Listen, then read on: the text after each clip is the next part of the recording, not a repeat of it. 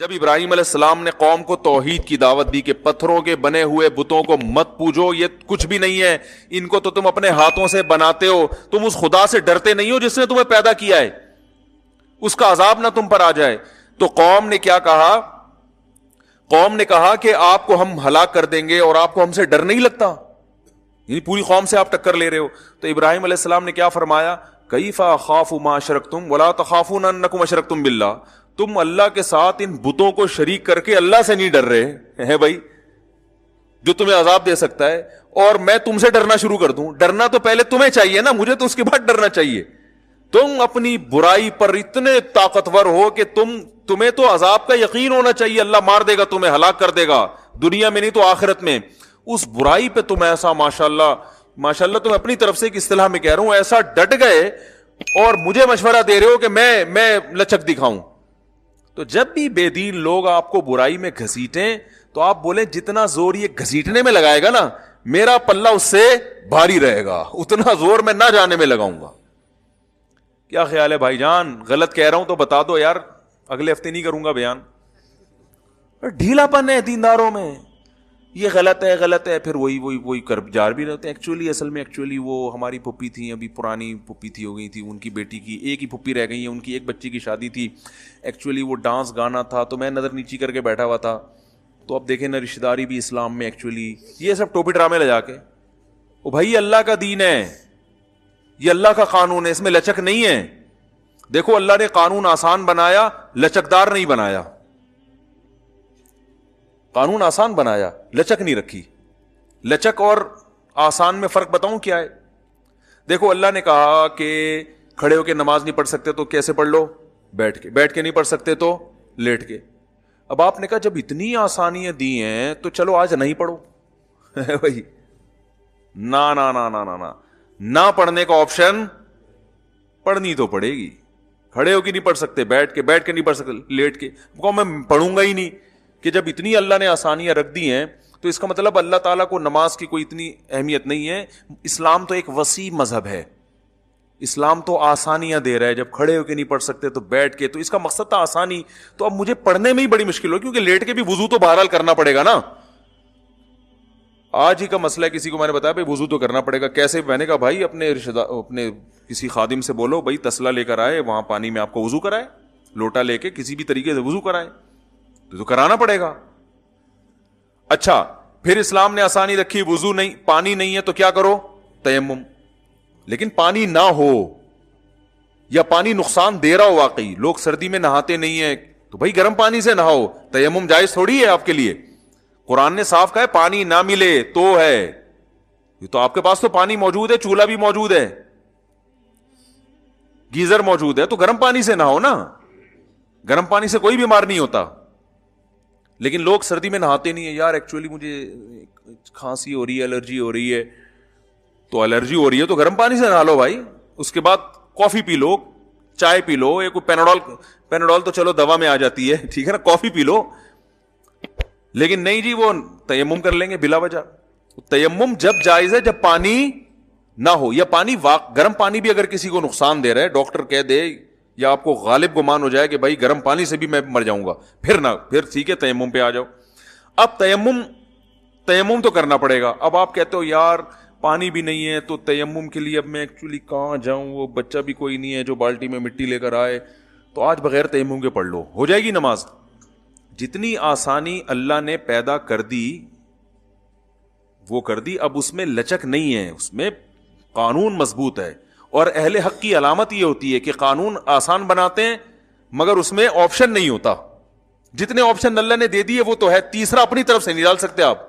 ہم جو جناب غامدی صاحب کی مخالفت کرتے ہیں نا، اسی بیس پہ تو کرتے ہیں کہ اللہ تعالیٰ نے رمضان کا روزہ چھوڑنے کی اجازت دے دی، قرآن میں صاف بتا دیا سفر میں بھی اجازت ہے اور بیماری میں بھی.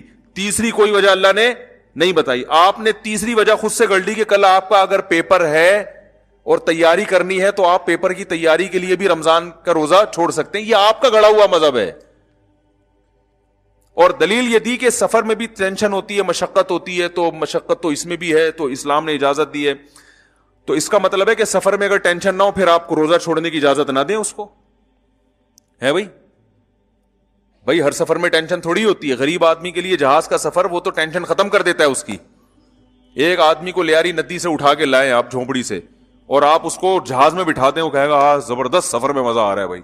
اس کو ٹینشن ہوگی, اس کو تو نماز پڑھنے کا پھر حکم دینا چاہیے. آپ جبکہ وہاں بھی کہتے ہیں کہ نماز چھوڑ سکتا ہے, ہم بھی کہتے ہیں چھوڑ سکتا ہے. وجہ اس کی یہ کہ سفر میں اللہ نے چاہے مشقت ہو یا نہ ہو, بیماری میں اللہ نے اجازت دے دی, اس کی تیسری کوئی اجازت نہیں. مشقت مقام پہ جتنی مرضی ہوگی روزہ رکھنا پڑے گا. علماء نے یہاں تک لکھا ہے کہ اگر کوئی کوئلے کی کان میں کام کرتا ہے لیکن سفر میں نہیں ہے, وہ کوئلے کی کان میں کام کرتا ہے, اسے پتا ہے کہ میں کوئلے کی کان میں اتروں گا, 1 گھنٹے کے بعد زبان میری پیاس سے خشک ہو جائے گی, روزہ چھوڑنے کی اجازت اسے بھی نہیں ہے, کیونکہ نہ وہ مسافر ہے نہ وہ بیمار ہے. تبھی ہم کہتے ہیں فقہا سے دین سیکھو. وہ فقی ان کو کہا اس لیے جاتا ہے, فقی کہتے ہیں, فقہ کہتے ہیں سمجھ کو. فقہا سے دین سیکھو, وہ قرآن اور سنت کے مزاج کو زیادہ سمجھتے ہیں. اب سوال پیدا ہوتا ہے وہ کرے گا کیا؟ وہ کوئلے کی کان میں جب اترے گا صبح صادق کے بعد, پہلی بات تو ہم کہیں گے بھائی نائٹ ڈیوٹی کرو, دن میں کرو ہی نہیں ہے کام. لیکن اگر مجبوری ہے, آپ کو کمپنی اجازت نہیں دے رہی یا جاب سے جانے کا خطرہ ہے, تو پھر آپ کیا کریں گے؟ آپ روزہ رکھیں گے, کوئلے کی کان میں اتریں گے, اور جب حالت ایسی ہو جائے کہ آپ کو ڈر ہو کہ میں یا تو مر جاؤں گا یا بے ہوش ہو جاؤں گا یا بیمار ہو جاؤں گا یا بی پی لو ہو جائے گا یا کوئی بیماری پیدا ہونے کا خطرہ ہو جائے, تو آپ روزہ توڑ دیں. کیونکہ روزہ توڑنے کی اجازت شریعت نے ایسے موقع پہ دی ہے, چھوڑنے کی اجازت نہیں. آ رہی بات میرا خیال, قانون کو فالو کرنا پڑے گا. جتنا بتا دیا اپنی طرف سے گنجائش تھوڑی نکالیں گے ہم. علماء نے کیسی پیاری بات لکھی, فرمایا ایسا شخص روز روزہ رکھ کے روز توڑ دے گناہگار نہیں ہوگا, چھوڑ دے گا تو گناہگار ہوگا. بات آ رہی ہے سمجھ میں؟ روز روزہ رکھ کے جب حالت ناقابل برداشت ہو جائے توڑ دے, چاہے 1 گھنٹے بعد ہو جائے, 50 منٹ بعد ہو جائے, 4 گھنٹے بعد ہو جائے, توڑ دے روزہ. چھوڑنے کی اجازت نہیں ہے. تو یہ اسلام ہے بھائی, لگے بندے قانون ہے اس کے. دیکھو فجر کی نماز صبح صادق کے بعد ہوتی ہے نا, صبح صادق سے 1 منٹ پہلے پڑھ لی ہو جائے گی نماز. کہ یار ایکچولی آج مجھے ذرا جلدی تھی تو میں آج 1 رکعت پہلے پڑھوں گا, 1 رکعت صبح صادق کے بعد, اور وہ والی ذرا لمبی پڑھ لوں گا. بھائی جتنی بھی لمبی پڑھ لو نماز نہیں ہوگی. آپ صبح صادق جب تک نہیں ہوگی فجر کا وقت داخل نہیں ہوگا. اسی طرح ظہر ہے, عصر ہے, مغرب ہے, عشاء ہے, ہر نماز کا ایک ٹائم ہے, اس میں 1 سیکنڈ بھی. اچھا روزہ افطار کا ٹائم اللہ نے کیا کہا کہ بھائی جب سورج غروب ہو جائے, ٹھیک ہے نا.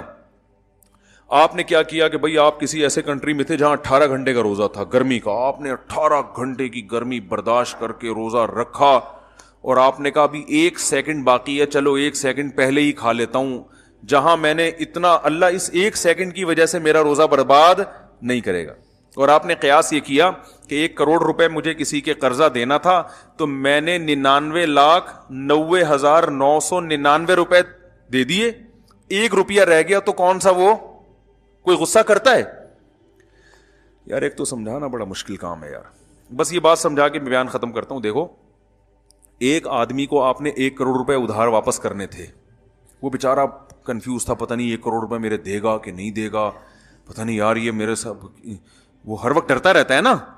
ایک دن آپ آئے, آپ نے کیا کیا, اس کو گڈی تھما دی نوٹوں کی, اور وہ گن رہے بیٹھ کے 1 لاکھ 2 لاکھ 3 لاکھ 99 لاکھ ہو گئے. اب 1 لاکھ باقی رہ گیا نا. ابے 1 کروڑ 100 لاکھ کو بولتے ہیں نا یار, ہیں 99 لاکھ پورے ہو گئے, تو اس کی دل کی دھڑکن کم ہوگی کہ یار 1 لاکھ رہ گیا, کیونکہ اس کو ڈر ہے کہ پتہ نہیں یہ کھا نہ جائے نا. بہت سے لوگ پورے گڈی پکڑاتے ہیں اور 50 مان لیا, آدھے پیسے دیے, کچھ گڑبڑ کرتے ہیں, اس کا سانس بحال ہو رہا ہے نا, ہوتے ہوتے پھر وہ دوبارہ گنے تو 99,000 ہو گئے, اب 1,000 رہ گیا, اب سانس بحال ہو گیا اس کا, پھر گنتے گنتے گنتے 1000 میں بھی اس کے 999 پورے ہو گئے, 1 روپے کم تھا.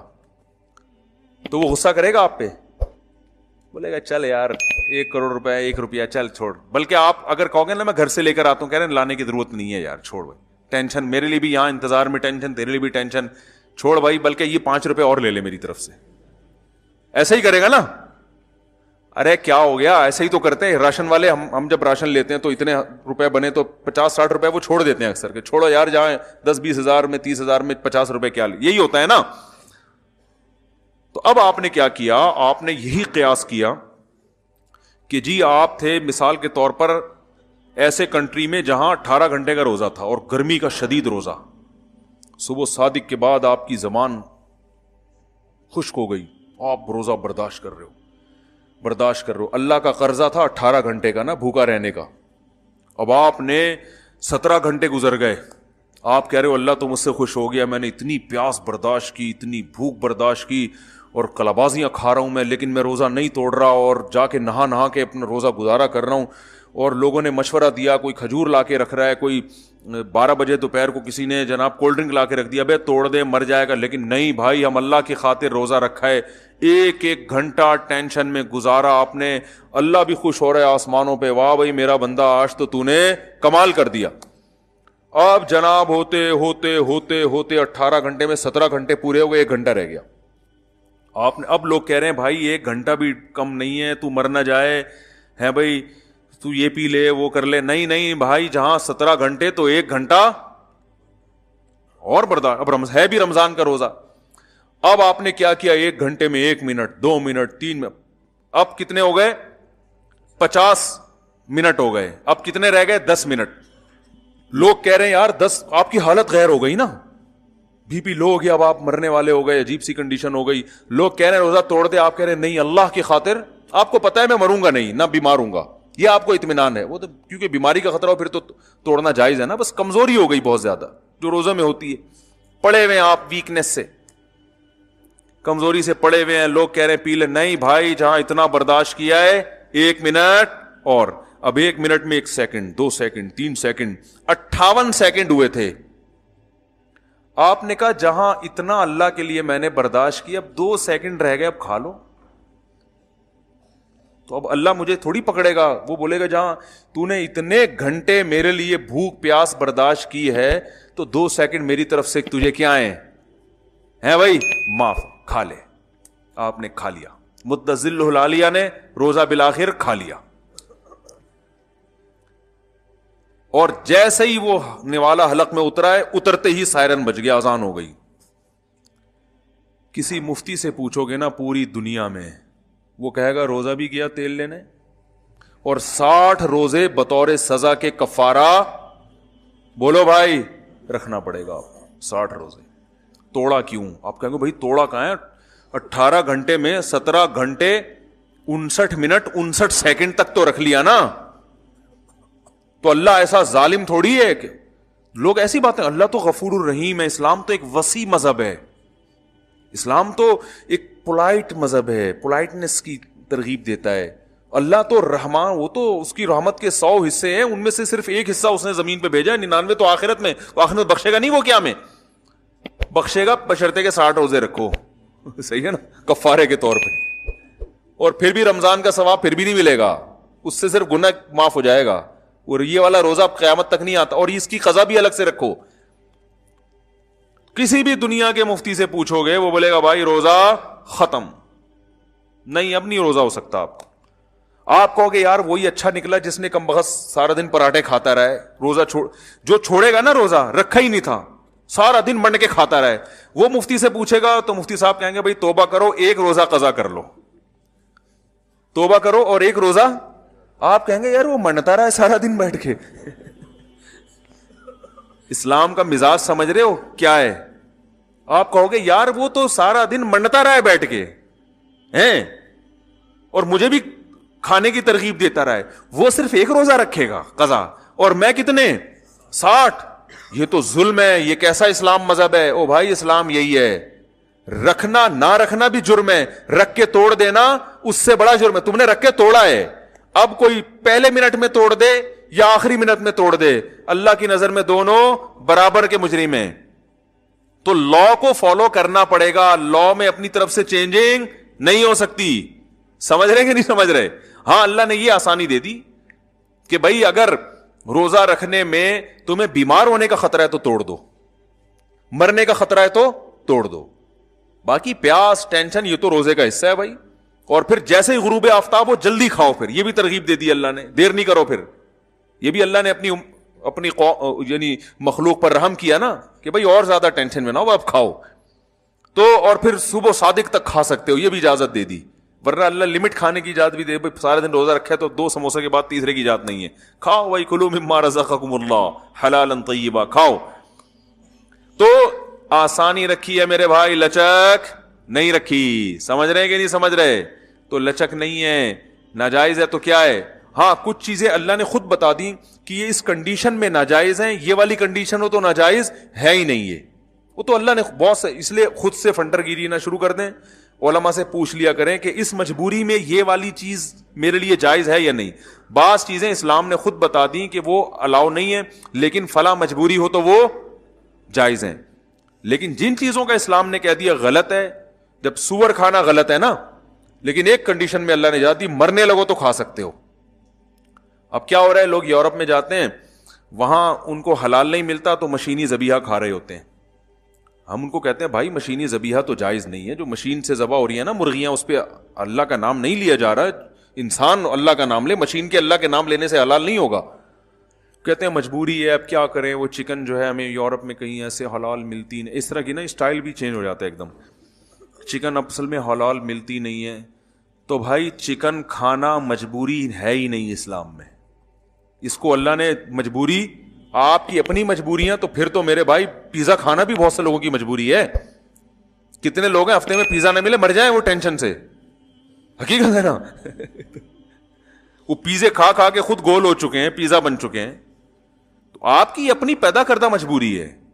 اللہ تعالیٰ نے کیا کہا ہے مجبوری کی جو ڈیفائن کیا اللہ نے, فَمَنِ اضْطُرَّ فِي مَخْمَصَةٍ, کہ جو بھوک سے اتنا مجبور ہو جائے, موت کا خطرہ ہو جائے نا اس کو, اضطراری کیفیت ناقابل برداشت ہو جائے, پھر وہ مردار کھا سکتا ہے. اور وہ بھی اللہ نے فرمایا غیر متجانف لإثم, گناہ کی نیت نہ ہو.